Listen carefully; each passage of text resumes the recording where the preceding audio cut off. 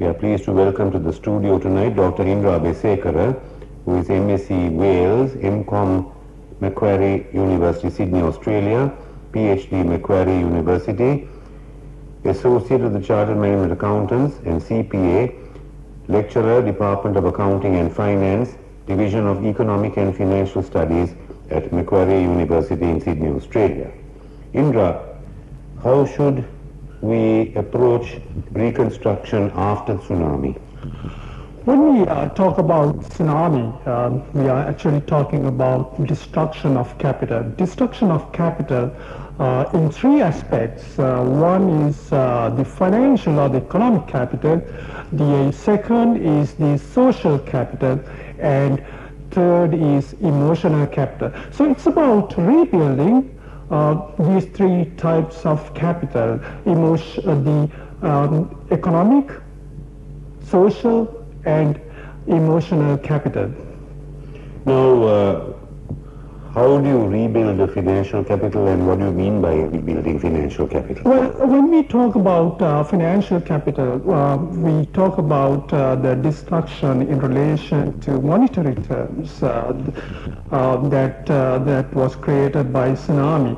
There are a number of ways that it could be reconstructed. One is that it's necessary to look at rebuild the infrastructure, especially the road, rail, telecommunication infrastructure. I think it's a good time that the government takes action proactively to build a motorway right along the coastal line, and also to rebuild the railway infrastructure. And if we want the organizations to go into tsunami area, that is also necessary to look at the telecommunication infrastructure, and that also should be rebuilt. Now, how should this be set about? Well, the way to set about is that I think it is necessary to have a motorway with a fee, a toll motorway, and the motorway should have about 2 or 3 lanes on one side for speedier travel, and the commuters should pay for the service, for the convenience and for the speed of travel. And I think it's also necessary to have a good railway infrastructure, about 2 lanes on one side, one dedicated to passengers and one dedicated to cargo, because this is necessary in the long term to have the businesses to grow in this area. And also, I think it is also necessary to have a good telecommunication infrastructure which is being covered by satellites. Now, what particular time frame are you thinking of, or is it not possible to give a time frame? Well, it depends on how efficiently the things are being carried out and who carries out and so forth. But I think infrastructure is only creating the environment, but again we got to think of getting the organizations going to these areas and then create employment. Now, I'm suggesting that in this case the government should proactively engage in directing investment into these areas. For example, the government could use the small and medium industrial credit lines to direct investments, and then when they are through various processes and facilities and licensing agreements, that they could direct investments into these areas. They also could use the fiscal policy like tax holidays to direct investments into these areas. Or monetary policy is another, where the government could offer discounted interest loans, and then take part in equity, and later on the government could exit from these investments either on the stock exchange or through private placements. Now, so much debris has to be cleared up before reconstruction and rehabilitation. Your comments on this? Well, the debris have to be cleared up. I think that has to be done concurrently. There should be a plan, and then the plan should be approached. But in that way, when we do it concurrently, what we are really doing is we are reducing the time that's required for reconstruction. Now, can this be done entirely with local expertise, or do we need some kind of expertise from abroad? Well, a mix of expertise is always good. We do have local expertise, obviously, but I think because we play in an international environment, we compete in an international environment, we've got to realize that our infrastructure, our investment are of international standards. Now, you spoke of financial capital, social capital, and emotional capital. Having dealt with financial capital, could we come now to social capital, and how do we build social capital? Well, when we talk about social capital, we are talking about rebuilding hospitals, schools, recreation facilities, and so forth. For these facilities to take place, to be rebuilt, the government obviously requires a lot of money. Now, the way to get this money is to enforce the taxation regime very strictly. I think there's a strong tax base in Sri Lanka, but it's the collection and audit procedure that is at the moment weak. This is a good time to build a strong database of the eligible taxpayers. And I would suggest that all businesses, every business, no matter how big or small they are, whether they are individual partnerships or companies, they should be provided with a business number. I may call it Sri Lanka business number. And all employees, I would suggest, should pay tax. I mean, if they are not paying tax, they should be crossed up so that they would pay tax, but then the net income wouldn't change. But the importance of this is this, that every employee gets into the tax net, and every employee is registered with the Inland Revenue. Now, to what extent should relocation take place? I mean, sometimes it is obvious that you cannot rebuild in the same location. Well, the relocation should take place along with the investments. Obviously, the government has taken some decisions in relation to how far the relocation should take place from the coastal line, from the beach. But apart from that, I think also it should be matched with investments.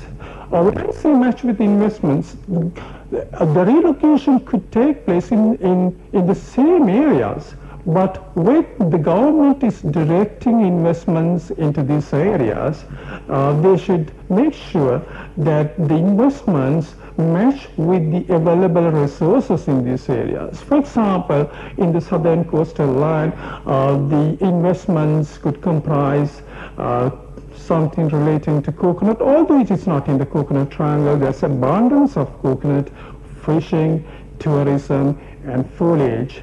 Now, in addition to that, the government also could direct investments in relation to where the human capital could be used with little or no training, and at the same time directing all that investments towards rebuilding a knowledge-based society, which the government wants.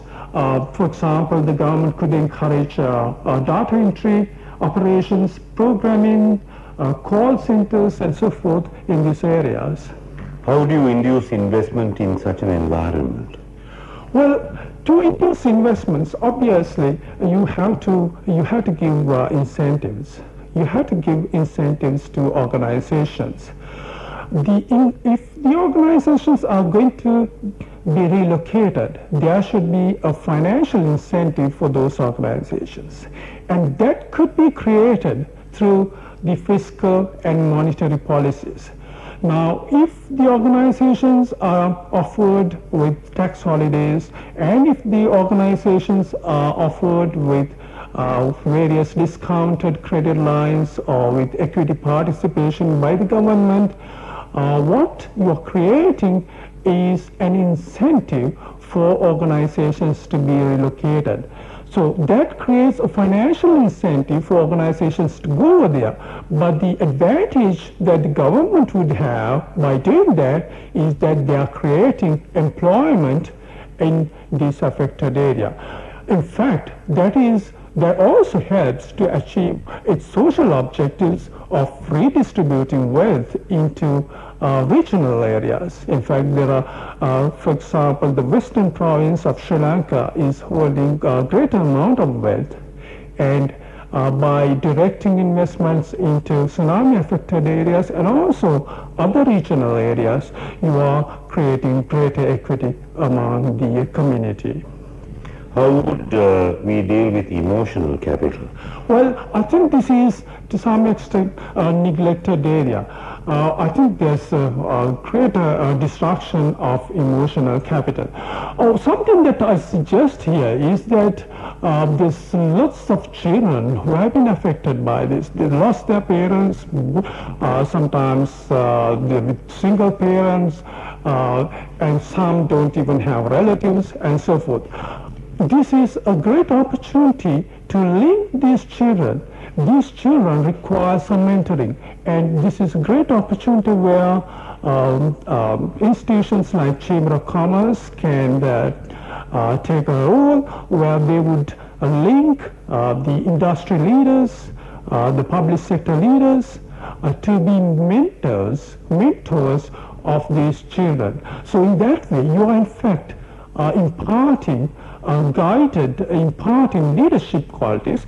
At the same time, also they get guidance towards rebuilding their lives. So that's one of the things. That's mentoring. And secondly, I would say there should also the Sri Lanka should also look at the spiritual foundation. These children need to, and the people who are there need to realize that this is part of life, and that they could still rebuild their lives. So there should be a spiritual foundation. The government could encourage all different denominations of religions to actively engage in reconstructing emotional capital. Now, trauma and shock very often require psychiatric treatment. Don't you see that there is a need for properly trained counselors? Absolutely. Counseling is very strong in developed countries. In fact, it's something underestimated in developing countries.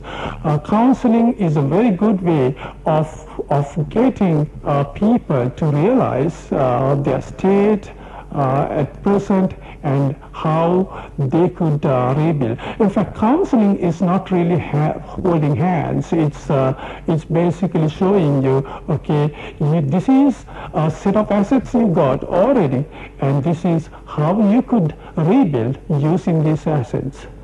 Now, circumstances vary from area to area, don't they? Well, certainly, circumstances do vary from area to area.